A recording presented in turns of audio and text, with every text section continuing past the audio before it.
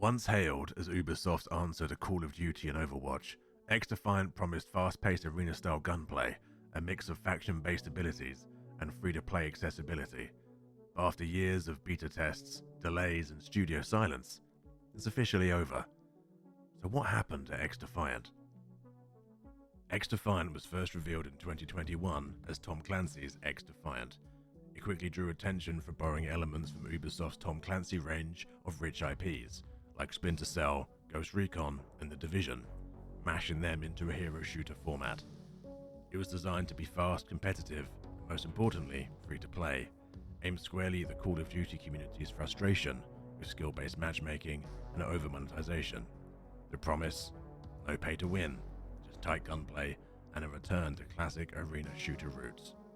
Beta tests showed promise, movement felt right, gunplay was satisfying, and many thought this could be a sleeper hit. But beneath the surface, problems began to show. The game saw delay after delay, initially pushed from a 2023 release into an undefined 2024 window. Ubisoft cited issues with stability, netcode, anti-cheat integration. Insiders later revealed that the game failed console certification multiple times, especially on PlayStation and Xbox. That meant core elements like matchmaking, crashes, and progression weren't up to industry standards. Even Mark Rubin, one of the game's most public-facing devs, was candid about the challenges, and that transparency actually earned the team goodwill, at least for a while. The hype slowly died. With no release date in sight and little new content shown, the player base began to move on. Some felt the game lacked identity.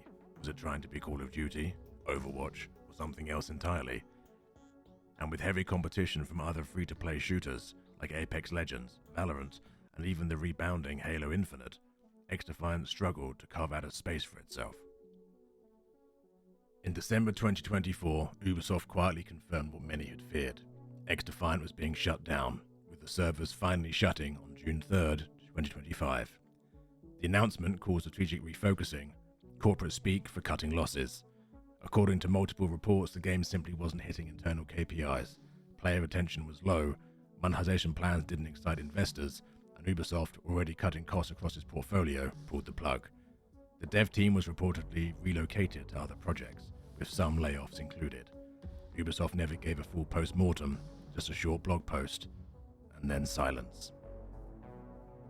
To understand why Xdefiant failed, you have to look beyond just gameplay mechanics or launch dates. This was a game caught between good intentions, poor timing, and the brutal realities of modern game development. Let's start with the development itself. Xdefiant was initially marketed as a punk rock mosh pit of a shooter, a passion project, trying to reclaim that old school arena shooter vibe, and for a while it had a clear voice. But over time the vision got muddled.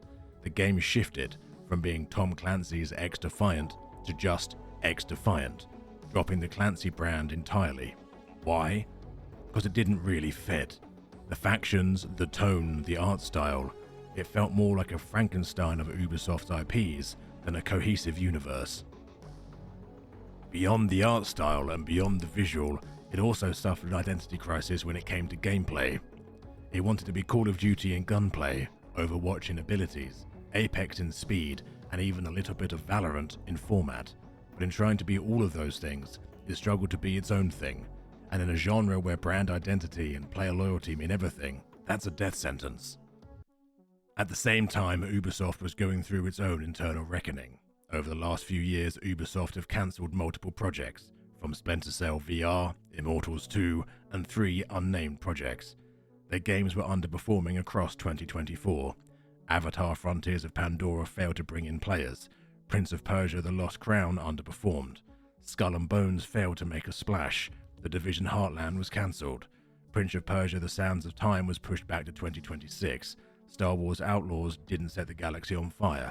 Assassin's Creed Shadows was delayed until 2025. The Lost Crown team was disbanded. 744 staff had been laid off since October 23, and they were slashing costs hard. Creative teams were shrinking, deadlines were tightening, and everything had to justify its ROI to survive. Xdefiant, with its growing dev budget and uncertain commercial viability, probably didn't make the cut.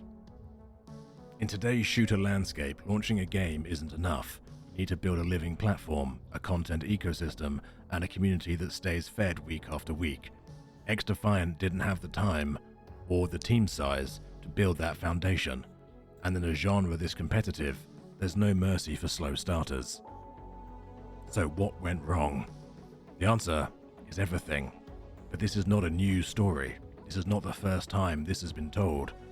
A mix of internal delays, shifting vision, failed expectations, and a company stretched too thin, Xdefiant was a casualty of a system that demands perfection on day one and punishes anything less with silence. Xdefiant isn't the first promising shooter to fail, and it won't be the last, but it serves as yet another cautionary tale. Even with a well-known publisher, veteran devs, and decent gameplay, a game is never guaranteed to be a success. But what do you think about Xdefiant? Why do you think it failed?